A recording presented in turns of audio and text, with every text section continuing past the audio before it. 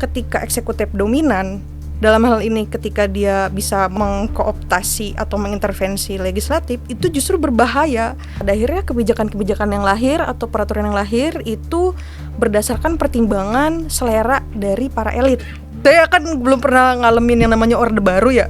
Cuma tuh sampai saat ini saya terbayang mulu gitu. Terus tadi juga malam tiba-tiba saya mimpi diimamin oleh wakil presiden. Selamat datang di podcast Menyala. Dari sini menyala kemana-mana. Reza dan Reza. Oke, gimana Rel? Aduh, nggak bosan. Kita akan terus. Bosan nggak? Bosan dikit. Ya. Nih sekarang kita topiknya soal dinamika sosial politik lagi. Menurut lo nih dari kacamata lo sekarang nih. Oke. Yang lo lihat dinamika sosial politik sekarang ya, di Indonesia gimana? Ya politik kita hari ini ya cenderung agak sedikit datar sih kalau saya melihatnya ya. Ya ini kan asumsi aja ya. Atau sebenarnya beneran datar atau memang didatar-datarin? Nah itu yang menjadi pertanyaan besar. Nah, kita bahas nih. Kita bahas sama Mbak Via, peneliti dari Para Sindikat. Selamat datang Mbak. Selamat datang Mbak. Terima kasih Mas atas undangannya. Jangan gitu dong. Santai aja. Santai aja kita. Walaupun kita bahas sosial politik tapi santai aja Mbak. Oke. Jadi gini nih Mbak nih, kan kita ngelihat dinamika sosial politik dan ternyata kan ada, kalau nggak salah sempat saya baca gitu ya, indeks demokrasi kita itu turun gitu dari tahun 2023 ke 2024 itu turun. Semakin turun ya? Ya, nah itu Mbak melihatnya gimana gitu? To be real sih emang begitu kejadiannya gitu ya. Nah bahkan dari informasi yang saya dapetin gitu ya terkait dengan indeks demokrasi di Indonesia saat ini, menurut VDEM, Varieties Democracy, itu saat ini di tahun 2025 Indonesia itu sudah memasuki gray zone autocracy. Jadi di mana saat ini Indonesia ini sudah tidak lagi memasuki standar prinsip-prinsip demokrasi dan cenderung menuju autokratis. Otoritarianisme seperti itu. Jadi ada beberapa hal nih yang disorot gitu ya. Pertama, terkait dengan kebebasan pers. Lalu juga terkait supremasi sipil. Lalu juga sebelumnya menyinggung juga terkait bagaimana aktor-aktor politik yang saat ini sudah terpilih melalui pemilu itu justru malah menjadi dalang yang membuat demokrasi itu turun secara perlahan gitu. Lalu juga ada lagi soal sorotan isu hak asasi manusia. VDEM juga menyoroti nih bagaimana saat ini presiden yang sudah menjadi petahana itu adalah presiden yang sebelumnya diduga sebagai aktor dari dalam kasus pelanggaran hak asasi manusia gitu. Nah, itu menjadi sesuatu yang catatan besar gitu buat lembaga-lembaga seperti VDEM dan juga ada lagi tuh dari EIU juga menyebutkan gitu bagaimana Indonesia itu juga mengalami penurunan demokrasi. Dan ternyata sebenarnya kejadian penurunan demokrasi itu nggak hanya terjadi di Indonesia. Itu tuh ternyata jadi tren global. Nah, itu menariknya. Nah, itu mungkin ada semacam kejenuhan demokrasi kali ya. Jadi ada banyak negara yang ketika sudah melalui demokratisasi ternyata mereka tuh nggak mampu nih menghadapi ekses negatif dari demokratisasi ini, misalnya kebebasan pers yang ternyata bagi pemerintah itu membuat stabilitas nasional terancam karena kritik dan segala macam yang akhirnya nggak bisa mereka hadapi, itu akhirnya malah ya seperti itulah gitu, akhirnya mengharuskan si negara itu bersikap represif lah, lalu akhirnya ya bisa dilihat gimana akhirnya aparatur negara itu terlibat dalam hal-hal seperti itu gitu. Gitu sih Mas. Nah itu kan salah satu tadi kan udah disebutin ya beberapa faktor ya Mbak ya, kebebasan berpendapat. Kita bedah satu-satu ya. Boleh. Jadi kalau misalkan dari faktor kondisi lah, kondisi koalisi yang sekarang ini nih, koalisi politik sekarang ini di Indonesia nih. Ya di Indonesia itu di pemerintahan itu kan ya hampir semua partai ada di situ. Nah, Mbak melihatnya itu gimana? Nah, saya sih ngelihatnya tuh agak miris ya. Jadi tuh seolah-olah nih kita nih sebagai masyarakat sipil di Indonesia yang semestinya punya hak untuk memasukkan aspirasinya melalui mekanisme formal itu justru malah jadi sulit karena saat ini partai politik tuh udah bergabung ke koalisi pemerintahan nih semuanya. Kan dari ada 8 partai politik di parlemen itu 7 diantaranya sudah mendeklarasikan kalau mereka itu bergabung ke koalisi pemerintahan. Ya meskipun ada satu partai politik PDIP itu tidak secara tegas kalau dia itu ingin oposisi. Oposisi. Nah, jadi ya katakanlah agak ambigu ya sikapnya PDIP ini, tapi ya bisa dilihat gitu bagaimana saat ini posisinya PDIP itu justru juga malah bergabung dengan 7 partai parlemen lainnya. Jadi paripurna tuh koalisi di pemerintah tuh di parlemen itu tuh 8-8-nya pada mendukung eksekutif gitu. Tapi sebetulnya terkait koalisi yang besar ini konsekuensi dari sistem presidensial yang diadopsi Indonesia sih. Cuma sebetulnya dari sistem presidensial yang diadopsi Indonesia itu memang mengharuskan presiden selaku eksekutif utama di dalam negara itu harus memiliki kekuatan yang besar sehingga pemerintahan itu bisa berjalan secara efektif. Tapi itu berbahaya ketika pemisahan kekuasaan res politika antara eksekutif, legislatif, dan yudikatif itu tidak berjalan sebagaimana mestinya. Jadi ketika eksekutif dominan, dalam hal ini ketika dia bisa mengkooptasi atau mengintervensi legislatif, itu justru berbahaya karena ya kita nggak ada nih prinsip, kita nggak ada nih mekanisme check and balance lagi gitu. Nah akhirnya masyarakat ya mau tidak mau kan harus berani terus koar-koar dan sebagai macamnya sehingga bisa aspirasinya itu didengarkan gitu. Karena salurannya itu sudah nggak ada saluran lagi. Yang mau coba saya tarik gitu ya. Jadi di Indonesia tadi kan sempat saya sebut juga terkait gimana saat ini Indonesia masuk grey zone dan cenderung otokratik gitu ya, atau otoritarianisme gitu ya. Nah ada gejala yang namanya autokratik legalism atau legalisme otokratik. Jadi istilah ini pertama kali diperkenalkan oleh orang yang bernama Javier di tahun 2015. Dia sempat meneliti tentang bagaimana situasi politik ketika di Venezuela.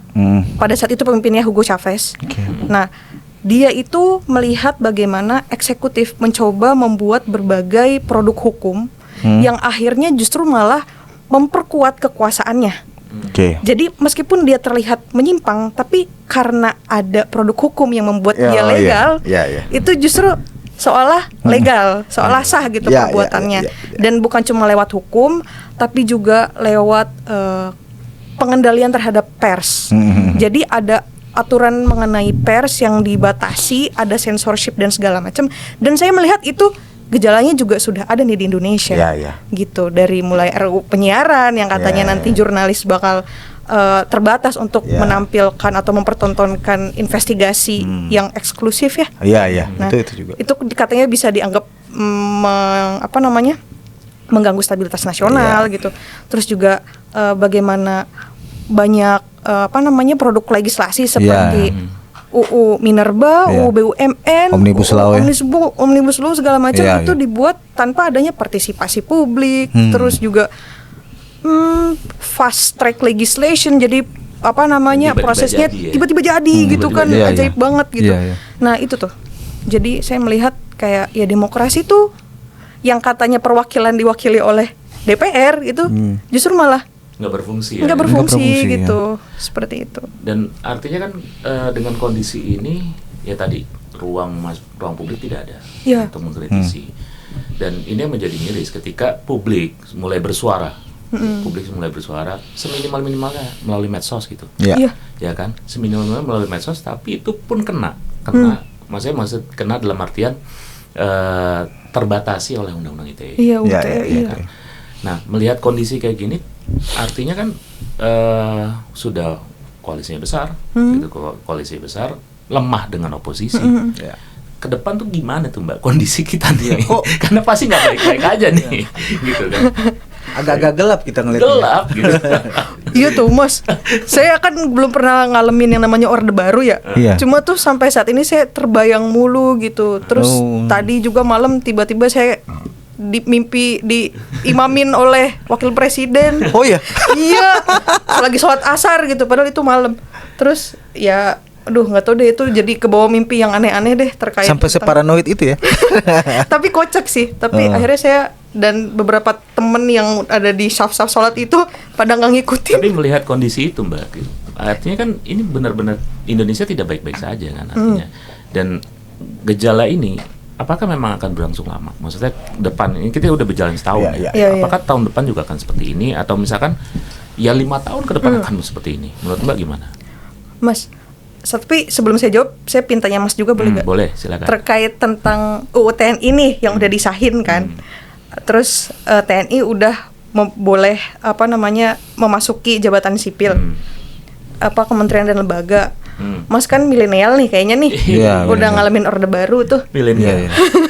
Pernah ngalamin kan ya. Kecil. Milenial senja. Umur. Nah itu Mas sendiri ada khawatiran nggak kalau misalnya bikin podcast kayak gini misalnya ya, tiba-tiba direpresi lah gitu, terus ya tentunya kalau bagi kami kan ruang demokrasi itu salah satu adalah penyampaian kritik gitu. Iya. Makanya ya kami bertanya itu gitu loh. Maksudnya kita berdiskusi soal itu karena memang ini menjadi satu wahana atau menjadi satu wacana gitu. Wacana publik gitu. Menurut saya sih gitu. Ya kalau saya secara pribadi kalau jujur ya tentu adalah semacam kekhawatiran lah. Kalau ketakutan sih enggak, cuman kekhawatiran yang memang ini seperti bentuk otoritarianisme tapi dibentuk dengan cara administratif lah, ya kan? Jadi legal, ya kan? Karena kan ada undang-undangnya, selama ada undang-undangnya itu legal kan? Gimana menurut Mbak? Nah kan jadi kalau misalnya kita memutar ingatan sebelum pemilu nih. Kan kita sempat ngedengar beberapa rencana untuk merevisi undang-undang tuh. Dari undang-undang Dewan Pertimbangan Presiden, undang-undang Kementerian, terus undang-undang TNI, undang-undang Polri, keimigrasian, terus banyak deh. Nah, itu tuh undang-undang yang saya melihatnya upaya untuk mempersiapkan pemerintahan saat ini. Gitu. Jadi tuh udah ada ancang-ancang nih sebelum presiden sebelumnya itu lengser, lalu ketika undang-undang ini sudah masuk ke program legislatif nasional, itu akhirnya disahkan dan akhirnya bisa semakin mempertebal atau memperkuat pemerintahan yang saat ini gitu. Jadi sebelum ada rencana undang-undang yang tadi itu untuk direvisi, sebetulnya presiden sebelumnya sudah melakukan itu, tapi belum dilegalkan gitu. Tapi dengan sudah disahkannya berbagai undang-undang tadi, akhirnya ya sudah seperti yang tadi dibilang oleh Mas kan, jadinya legal gitu. Terkait gimana sekarang TNI akhirnya boleh masuk ke jabatan kementerian dan lembaga gitu ya. Jadi TNI Polri juga gitu. Terus Dewan Pertimbangan Presiden, undang-undang kementerian yang tadinya dibatasi maksimal 34 menteri, sekarang jadi lebih dari 50. Jumbo banget kan. Nah, terus ya jadi gimana ya? Saya lihat di lain sisi sebetulnya elit saat ini tuh bingung juga nih. Karena dengan betapa jumbonya koalisi itu justru membuat mereka itu koordinasinya sulit. Nah, jadi ada semacam gejolak nih di elit, tapi ketika dia tidak bisa menyeimbangkan itu, akhirnya kebijakan itu nggak lahir dengan mempertimbangkan secara komprehensif gitu, khususnya buat rakyat. Nah, karena ya pada akhirnya kebijakan-kebijakan yang lahir atau peraturan yang lahir itu berdasarkan pertimbangan selera dari para elit gitu. Jadi ya udah, mereka tuh sedang sibuk nih di atas nih, tapi di bawahnya itu nggak kesentuh gitu. Nah, jadi ya itulah gitu. Mungkin kedepannya ya masyarakat akan lebih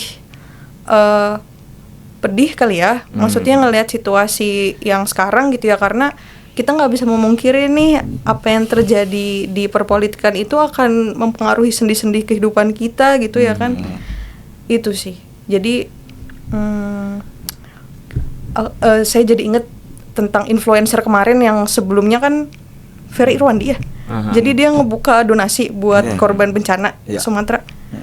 Kalau menurut saya itu sebetulnya bentuk protes publik juga nggak sih? Jadi ketika publik itu udah enggak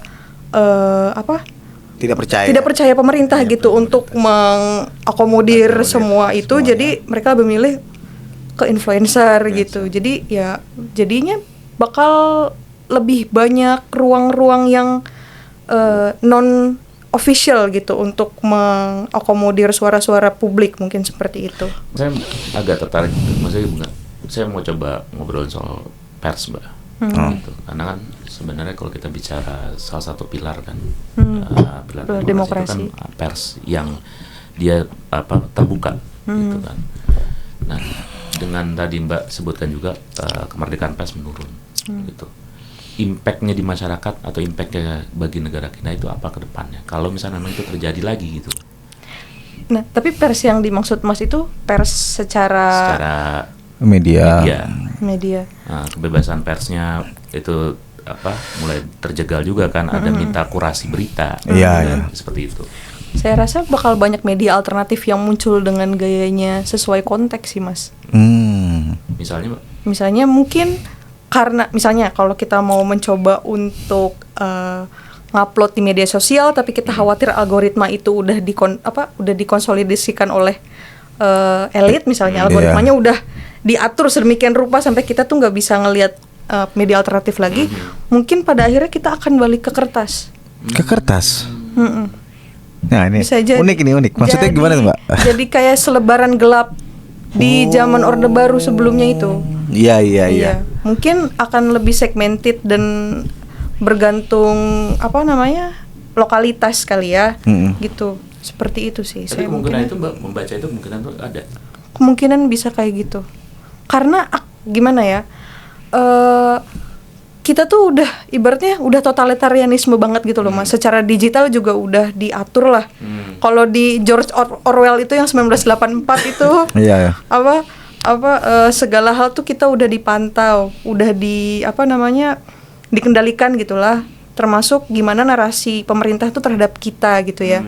Nah, mungkin orang-orang yang tadi yang sempat saya singgung terkait gimana mereka merasa kesulitan dengan kondisi ekonomi dan segala macamnya, itu akhirnya mencoba cara kreatif yang lebih, yang nggak baru juga sih, tapi balik lagi gitu ke yang sebelumnya gitu. Misalnya mencetak selebaran kertas yang tadi, selebaran gelap gitu yang artinya kan secara media alternatif langsung publik akan mencoba gitu, mencoba menyalurkan aspirasinya melalui media-media yang maksudnya jalur-jalur agar mereka bisa menyampaikan realita yang mereka rasakan. Menarik nih Iya. Kebebasan pers ini. Dan yang menarik ini juga tadi juga Mbak udah singgung ya soal fast track. Undang-undang fast track. Oh ya. Ini kan juga banyak yang undang-undang kontroversial gitu. Dan tiba-tiba jadi gitu. Gitu kan artinya ke depan itu ketika ini menjadi satu model gitu, maksudnya menjadi satu kebiasaan kan akan memicu kemarahan publik lagi gitu. Ya kan. Nah, Mbak melihat nih kondisi ini nih itu akan menyebabkan apa di publik gitu loh. Maksudnya akan terjadi lagi kah atau semuanya akan tiba-tiba mereka yang melakukan sendiri tapi akhirnya mereka yang tiba-tiba jadi pahlawan juga gitu. Mereka siapa nih, Mas? Jadi pembuat undang-undangnya udah ngebut terus tiba-tiba dibatalin seolah-olah mereka pahlawannya. Menurut Mbak sendiri gimana dengan kemunculan kayak kebiasaan baru gitu. Jadi udah jadi terus digugat gitu ya. Digugat publik terus dibatalin sendiri. Lagi. Ada yang jadi pahlawan nanti di sini. Sudah saya batalkan gitu. Itu kayak ada yang kemarin-kemarin gitu tuh ya. Itu tuh kayaknya cuma sebatas ini doang deh, simbolis doang. Jadi cuma ngelihat jadi mungkin test the water nih. Test the water, terus kalau misalnya ternyata publik cenderung diam, ya udah tuh lanjut. Tapi kalau publiknya itu mulai rame, protes segala macem, nanti ya dibatalin. Tapi dibatalinnya belum tentu betul-betul dibatalin ya. Karena bisa jadi suatu saat nanti tiba-tiba disahin lagi gitu. Nah, tapi itu menarik juga nih, Mas. Sebelum kesini saya sempat ngecek ini situsnya Mahkamah Konstitusi. Ternyata di tahun 2025 nih, dari Januari sampai 12 Desember kemarin, ada 260 gugatan terhadap UU. Undang-undang. Dan itu paling tinggi kalau dibandingkan dengan periode-periode sebelumnya. Di 2024 tuh ada 198, terus di 100 berapa nih? Saya cek data dulu boleh? Ya boleh, mau nggak Mbak? Jadi santai aja. Di 2024 itu ada 189 gugatan, 2023 ada 168. Nah, di 10 tahun sebelumnya itu 2013 paling tinggi itu 109. Jadi tuh bisa dibilang ini rekor nih. Nah, dengan adanya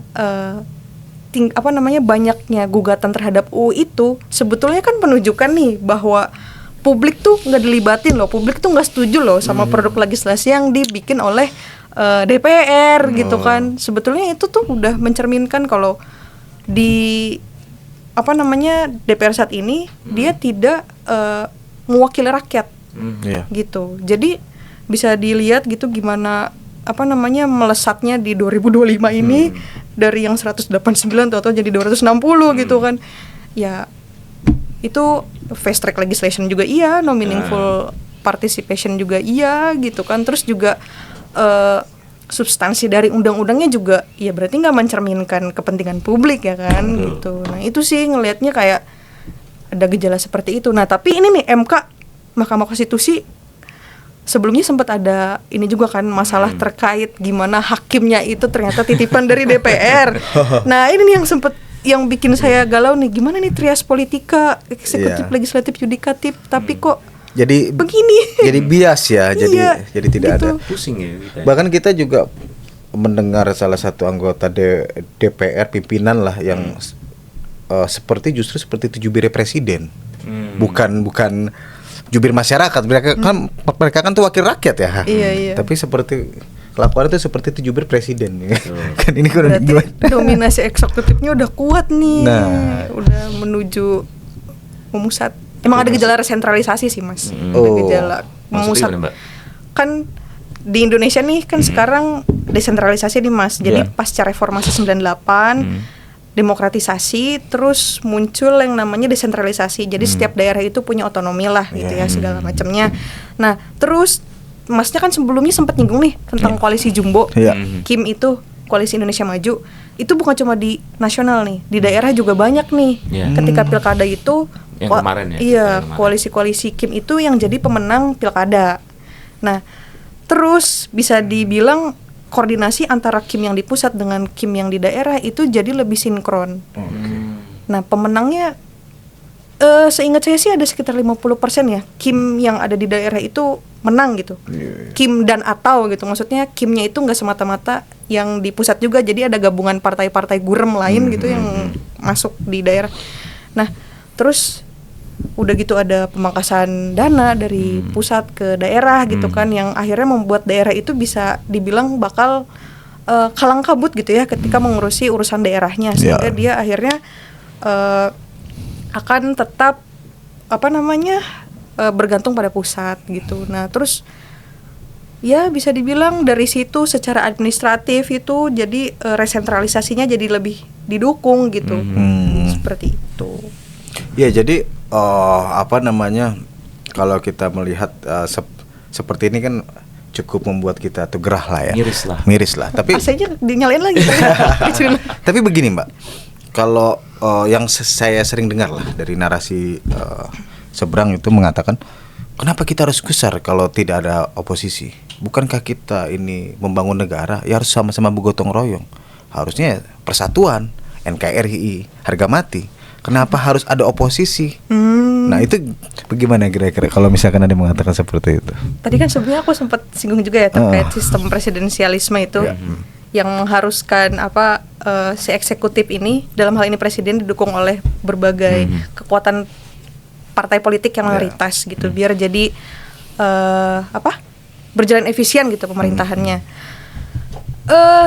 Kalau misalnya tadi dibilang gimana nggak perlu ada oposisi, persatuan demi gotong royong membangun negara, itu lupa sejarah sebetulnya. Itu kalau kita bisa lihat gitu ya, gimana dulu waktu pas di masa Orde Baru sebelumnya gitu ya, gimana kritik dibungkam dan segala macam, dan elit-elit itu sudah ajek banget gitu, koalisinya di atas, mereka tuh lupa kalau mereka tuh bisa juga membuat salah gitu. Mereka tuh harusnya insaf gitu ya. Kalau salah tuh ya harus dibenahi, dievaluasi dan segala macam. Nah, ketika nggak bisa seperti itu, ya tinggal tunggu aja nih jatuhnya negara ini gitu. Karena kan itu bakal menjadi bom waktu kan, kalau nggak ada oposisi gitu ya. Tapi memang kalau misalnya dalam konstitusi nggak ada oposisi, tapi cuma di luar atau di dalam pemerintahan kan. Tapi ya genit aja nggak mau ngomong oposisi gitu, sama aja di luar atau di dalam pemerintahan gitu. Jadi ya itu sih, kita tuh butuh orang atau pihak yang seimbang menyeimbangi gitu. Untuk check and balance juga. Check and balance gitu. Jadi penting juga untuk check and balance supaya kita wajib juga itu bisa dikontrol lah. Iya. Kalau tidak ya kita akan jadi negara otoriter ya, kan. Iya. Oke, mungkin itu dulu ya kali Mbak Pia. Ini luar biasa nih daging semua nih apa yang beliau katakan. Banyak informasi ada yang kita gajinya dapat. nggak tuh? Kan enak tuh kalau ada di bakso. Iya. Krewet. Soto. Oh, iya. Ya, terima kasih Pak Pia yang sudah datang ke sini, yang meluangkan waktunya. Terima kasih juga ya, Mas. Terima kasih banyak. Oke teman-teman, kita akan bertemu lagi di podcast selanjutnya. Menyala.